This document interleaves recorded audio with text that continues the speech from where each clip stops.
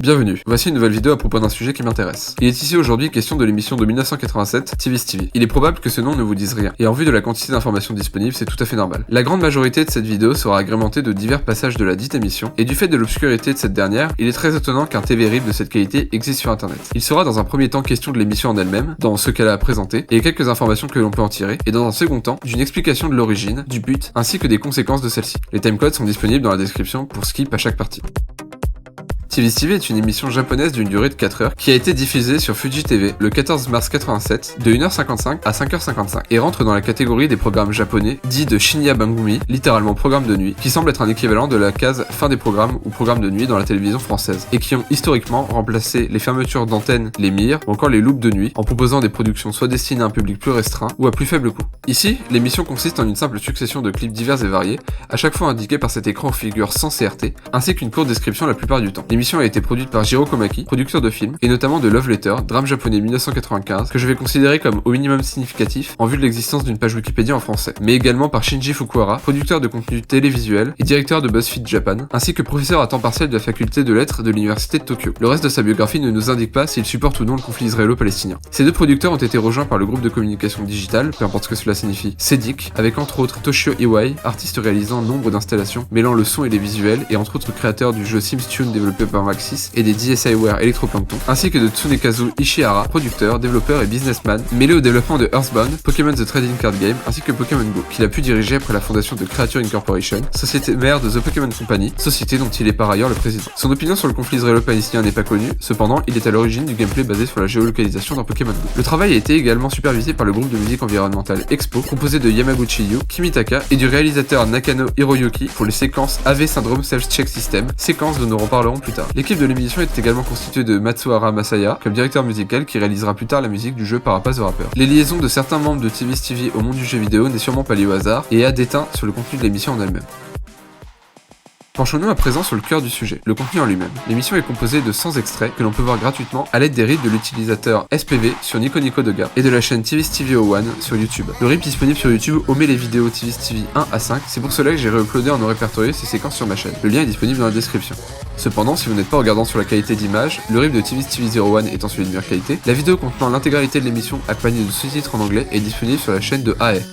L'émission commence par un court générique suivi d'une séquence dite de AV Syndrome Self-Check System, dont il était question un peu plus tôt, demandant au spectateur s'il lui arrive de regarder la télévision dans le noir, avec un grand écran ou bien avec le volume à fond, avant de poser la question, avez-vous beaucoup de logiciels AV? AV pouvant signifier au choix le audio-video input, présent sur une télévision cathodique, ou installation audiovisuelle qui contrasterait donc avec les programmes de télévision dits classiques. Il ne s'agit que de spéculation, mais le double sens du terme AV correspond bien au message que l'émission veut faire passer. En effet, comme nous l'apprend le paragraphe qui s'ensuit, une centaine de télévisions peuvent avoir une centaine de logiciels. Entendez par logiciel programme. Il s'agit sûrement d'une erreur de traduction, en vue du sens similaire que peuvent avoir les deux termes. Pendant 4 heures, vous vous êtes présenté ces télévisions une par une, ainsi que leur contenu. C'est TV's TV. C'est une autre télévision que votre télévision vous montre. Après un trait à l'esthétique sponsor par la société Delsey Ilbom Lin, dont voici un court extrait.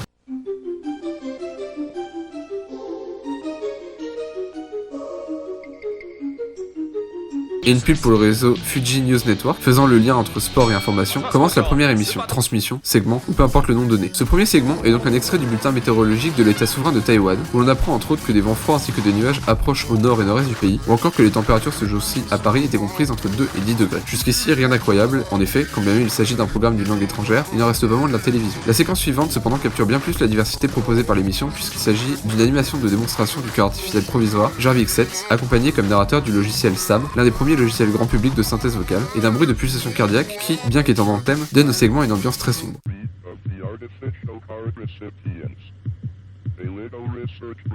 Cependant, vous pouvez imaginer aisément qu'en vue du nombre de segments à présenter, une simple liste serait trop longue. Ainsi, il convient de séparer tous les footages présentés en catégories, pour plus facilement analyser le contenu sans passer par chaque vidéo une par une, et ainsi garder l'idée générale de l'émission intacte. D'après ce tableau, dont le total des probabilités fait 1,01, il y a grossièrement 8 différents types de segments présentés dans TV's TV, en considérant les segments 50, 65 et 94 qui sont introuvables, et dont la large majorité appartient à celle des jeux vidéo, comme vous pouvez le voir sur ce graphique d'excellente qualité. De ces différentes catégories, on comprend plus facilement la phrase « c'est une autre télévision que votre télévision vous montre ». La quasi-intégralité des séquences de cette émission ne proviennent ni d'enregistrements de Fuji TV, ni d'ailleurs de contenu que l'on pourrait trouver à la télévision en 1987. C'est cette grande diversité dans le contenu qui a valu à TV's TV en 2007 le surnom de YouTube in 1987. Dans un premier temps, parlons rapidement des divers extraits de télévision. Il s'agit majoritairement d'extraits de bulletins météorologiques ou d'informations de Taïwan, Corée du Sud, ainsi que des États-Unis. Il n'y est pas présenté comme on pourrait s'y attendre d'extraits d'émissions ou de séries, mais bien des tranches de création provenant directement des chaînes elles-mêmes, à l'exception de la séquence 3, Moons TV, générique d'une émission de télé-shopping datant de 1953. Mettons pour le moment les Season Environmental Video, les vidéos provenant de divers footage IRL, ainsi que les AV Syndrome Self-Check System, de côté pour nous concentrer sur la grande majorité du contenu, les séquences provenant d'ordinateurs. Nous sommes en 1987, quelques années après l'explosion du micro-ordinateur et de l'informatique personnelle, mais bien avant l'arrivée des grands systèmes d'exploitation permettant de démocratiser chez les particuliers l'utilisation de l'informatique. Un ordinateur est donc à ce moment-là soit un outil de travail, soit une plateforme de jeu, en tout cas en Occident, principalement dû au crash de 1983. Même si l'impact de la chute de l'arcade ainsi que de marques comme Atari n'a pas eu d'impact désastreux au Japon, il est insolite qu'un programme à la télévision montre autant de footage de ces technologies. Voici donc un petit résumé des séquences les plus intéressantes à ce sujet. Séquence 6, Disney Epcot Center. Il s'agit d'une simulation de création puis de vue à la première personne de montagnes russes réalisée par Robert Abel, pionnier des effets spéciaux et de l'imagerie numérique, ayant notamment réalisé quelques scènes pour le film Tron. L'intégralité de la simulation est réalisée en wireframe, mais l'ambiance surréaliste de la vidéo provient principalement du décor, lui aussi réalisé en design fil de fer, censé représenter des dunes. Séquence 19, Métamorphose. Métamorphose est une vidéo de présentation d'imagerie 3D d'une tête, d'une boule, puis d'une amphore en ray tracing, sur lesquelles sont appliquées plusieurs textures rappelant le marbre. La seule raison pour laquelle je la présente ici, hormis son caractère très désuet visuellement, est à cause de la musique utilisée. Ici, Medium Composition 2 de Haruo Miyazono, dont j'ai découvert la discographie il y a 2 ans, justement en faisant des recherches sur cette émission. Je peux notamment vous conseiller l'excellent album SFX datant de 1985, duquel j'ai même réalisé un clip courant 2019. Quel professionnalisme de rediriger les gens vers... Oh putain, nique ta mère. Et quel professionnalisme de rediriger les gens vers plus de mes vidéos. Vers ça. Afin de ne rien spoiler, ce qui serait à la fois très long et fastidieux, je ne peux que vous proposer de regarder les séquences 29, 74, 53, 36 et 10, cette dernière rappelant l'incroyable accélération de la puissance de calcul des ordinateurs, en dépit de cette pute de loi Moore, due notamment au fait que cette simulation d'une fractale de Mandelbrot ne dure qu'à peine un peu plus de 13 secondes. Passons à présent au Season Environmental Video. À plusieurs reprises, très précisément 13, le rythme et l'ambiance de l'émission changent pour quelque chose de plus apaisant. Il s'agit de Season Environmental Video. Des sources utilisées pour cette vidéo, il est difficile de savoir ce que sont ces séquences, qui auraient été produites par un groupe du nom de CEDIC, dont une grande partie de l'équipe de l'émission faisait partie. Ce groupe n'a laissé que très peu de traces sur internet, et le peu d'informations disponibles sont difficiles à interpréter, en vue de mon manque de connaissances en japonais. Si ce n'est peut-être le fait de faire partir du Season Group, plus précisément la filiale Seibu Maison Group, chaîne d'immobilier qui a fait faillite en 2000. En effet, l'une des seules occurrences de l'explication de ce que CEDIC est ou était provient de la page Wikipédia en japonais de Tsunekazu Ishihara, où le groupe est décrit comme pionnier dans l'imagerie numérique au Japon, notamment à la télévision, pour 3 émissions, incluant évidemment TV's TV et 2 autres programmes dont il est impossible de trouver la moindre information facilement, si ce n'est une partie d'un reupload de l'émission Shingesato Itoi Televisual Game Exhibition, qui semble être une émission de review de jeux vidéo présentée par le créateur de Mother lui-même. Le rôle des vidéos saison sont ici de présenter divers paysages et ambiances, accompagnés musique du groupe Zabadak, inspiré de la musique celtique et progressive. Il est à noter que Tomohiko Kira, le membre qui restera le plus longtemps dans le groupe, a également composé 2 OST de JRPG de Square, ainsi que la BO du film d'horreur Evil Dead Trap. Encore une fois, il est conseillé de regarder les séquences vous-même après cette vidéo pour avoir une idée du style d'environnement et de musique utilisée, et dans le chaos de jeux et d'images variées que contient l'émission, en quoi ces séquences sont bienvenues. Les dernières séquences qu'il convient d'expliquer sont les AV Syndrome Self-Check System, dont il est question depuis le début. De la même manière que les vidéos Season Environmental Video, il s'agit de séquences réalisées directement par l'équipe de TV's TV, ici divisées en 9 parties. Ces séquences mettent tout en scène l'histoire de la télévision et ses utilisations. La première partie, séquence 4, résumant les grandes dates de l'évolution de cette technologie, tandis que la partie 2, séquence 14, utilise des clips de Masataka Itsumi, célèbre présentateur et personnalité publique au Japon sur lesquels sont appliqués un certain nombre d'effets. Sachez d'ailleurs qu'il existe un terme pour ce genre de personnalité publique en japonais dans le terme de talento. Les séquences suivantes sont respectivement un sketch à propos de l'avantage de l'ordinateur par rapport au papier, ainsi que des problèmes de panne de courant. Quelques timelapses de caméras de surveillance, une sublime représentation du principe de canon musical sur l'équivalent de la comptine de l'araignée Gypsy, dont je ne peux vous empêcher de vous passer un court extrait afin que comme moi, vous mouriez à l'intérieur. 静かなご飯の森の陰から静かな時からとかこがなくカコカコカコカコカコカコカコカコカコカコカコ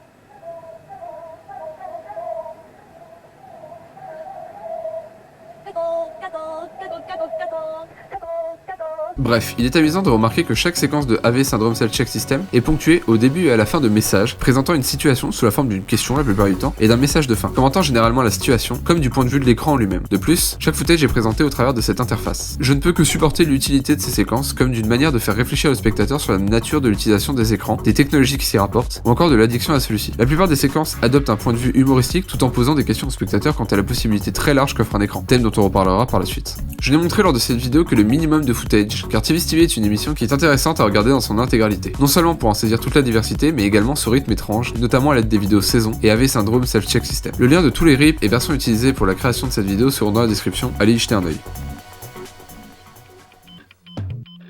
Il était assez facile de voir à travers ce que j'ai montré de TV's TV l'une des passions qui réunit toute l'équipe, à savoir la création vidéoludique. Comme expliqué dans l'introduction et au fur et à mesure, la plupart ont eu ou ont encore un pied dans l'industrie du jeu vidéo actuellement. Il est cependant compliqué de savoir si la production de TV's TV, et plus généralement les rencontres au sein du groupe Seibu Maison Group, ont forgé les relations qui ont perduré les années suivantes, notamment autour du développement de la série Mother, une partie de l'équipe de développement s'étant rencontrée là-bas. Cependant, il est sûr que cette passion pour le support audiovisuel qui précédait a influencé le programme final. Dans une interview pour la division japonaise du Huffington Post, Shinji Fukuhara, directeur de TV's TV, disait: l'un des producteurs du CEDIC était un homme nommé Tsunekazu Ishihara, qui aimait les jeux et les ordinateurs. Il me montrait souvent des jeux pour ordinateurs comme Apple II, Mac et Amiga, en disant: j'aime ces choses-là plus que la télévision. Par ailleurs, pour revenir sur le thème qui était utilisé plutôt de YouTube en 1987, ce dernier raconte: avec le recul, je pense que c'était certainement l'incarnation du concept de YouTube. À l'époque, nous pensions qu'il serait possible de le faire en utilisant la télévision. À bien des égards, il sera impossible de continuer à faire un tel spectacle. Je suis étonné qu'un tel projet ait abouti. À cette époque, la télévision avait encore une frontière. Et c'est justement cette frontière que TV's TV souhaite voir abolie, en présentant, certes dans une période de faible audience, un programme qui, sous gouverne de s'adresser à la télévision directement avec les AV Syndrome Self-Check System, bien plus que ce que la télévision présentait à cette époque-là. Dans cette même interview, il est question de l'impact de la NES, non seulement pour les équipes de TV's TV, mais également pour la télévision. Il y est dit que la NES étant à son apogée, c'était comme découvrir une utilisation nouvelle pour un écran, autre que pour regarder des émissions. Et c'est cette sorte de libération de la télévision qui donnera l'impulsion pour créer l'émission. Ainsi, la télévision est devenue une fenêtre à travers laquelle les gens pouvaient regarder différentes vidéos. Je suis sûr qu'elle le deviendra encore plus par le futur. Cependant, il ajoute: quoi qu'il en soit, alors que l'accent était mis sur les jeux, nous avons décidé de collecter et de diffuser des images intéressantes et de créer une archive. J'ai demandé à monsieur Ishihara d'être le producteur, et nous avons recueilli ce que nous pouvions, qu'il s'agisse d'images de synthèse, de séquences de films environnementaux, de programmes étrangers ou encore d'autres sources. Discutons à présent de ce que cette émission a engendré d'après ses créateurs. Comme expliqué plus tôt, TV's TV n'est pas l'unique émission de CEDIC. Toujours dans cette même interview, Shinji Fukuhara précise: 6 mois plus tard, l'équipe de production et moi avons réalisé une émission plus longue, diffusée tard le soir, intitulée Shigesato Itoi's Television Game Exhibition, animée par Shigesato Itoi, qui a convaincu le producteur Ishihara de s'associer pour créer une société de jeux nommée Hype. Après le départ de monsieur Itoi, Satoshi Tajiri, qui avait travaillé avec monsieur Ishihara lors de l'émission précédente, a créé un jeu nommé Pocket Monster. L'origine de Cool Japan remonte à TV's TV. Ce qui importe ici est la dernière phrase. D'après son créateur, TV's TV a été une impulsion pour le mouvement Cool Japan datant de 2002, qui avait comme but d'exprimer à l'échelle du monde la force du Japon en tant que puissance culturelle, grâce entre autres à un marché des jeux vidéo gigantesque, notamment avec Pokémon, créé par 2 à 3 membres de l'équipe qui étaient en 1987 directement liés à l'émission. Cependant, il n'est pas nécessaire d'attendre 2002 pour observer des changements, à une échelle plus locale certes, mais tout de même significatifs. En 1987, Fuji TV, chaîne sur laquelle était transmise TV's TV, a aidé au développement du jeu Yume Kojo Doki Doki Panic, qui deviendra le futur Super Mario Bros 2 USA, et a ouvert Jockix TV 2, qui se concentrait sur un contenu axé divertissement musical et expérimental avec un certain nombre d'émissions telles que Sound Weather, mélange entre prévisions météo et émissions musicales présentant les différentes musiques du moment, ou bien Omikeli Bijin, littéralement belle femme, émission de lecture presque érotique faisant intervenir, d'après une sublime traduction, un ensemble de chaises et une baignoire. Cette section, d'abord remplaçant certains programmes de fin de nuit, créneaux où avait été diffusé TV's TV, a écopé de sa propre chaîne 2 ans plus tard, et n'a fermé qu'en 1996, lors de la cession du réseau Fuji TV en 2 chaînes principales. Enfin, Iwai Toshio, directeur graphique de l'émission, a réalisé de 1992 à 1994, toujours sur Fuji TV, une émission pour jeunes du nom de Ugo Ruga, qui, non content de mettre en scène des enfants dans des décors surréalistes en images de synthèse sursaturées, possède une masquette rappelant énormément celle de TV's TV. Voilà qui conclut cette vidéo sur cette obscure émission que je connais depuis des années. Sachez que j'ai essayé à plusieurs reprises de contacter quelques membres en rapport plus ou moins direct avec l'émission, sans succès jusque-là. Mais si l'un d'entre eux est un jour intéressé pour répondre à quelques questions, une vidéo complémentaire verra le jour. En vous souhaitant une bonne soirée, abonnez-vous les amis. Bonne soirée.